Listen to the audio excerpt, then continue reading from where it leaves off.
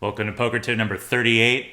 Today's tip is it's not always a scare card. It can be frustrating when you call a bet with top pair on the flop and a big overcard comes, which in theory usually favors the pre-flop raiser. However, this is not always a cause for concern.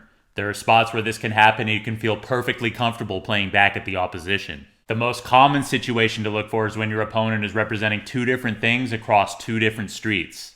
Let's look at an example. Your opponent raises an early position and you defend the big blind with 6-7 suited. The flop comes 6-5 deuce. Your opponent bets and you call. The turn is an ace. You check and your opponent bets. At first, this might feel like an uncomfortable spot, but if you think about it logically, on the flop, your opponent is saying they have an overpair. On the turn, your opponent is saying they bet ace high and turn top pair.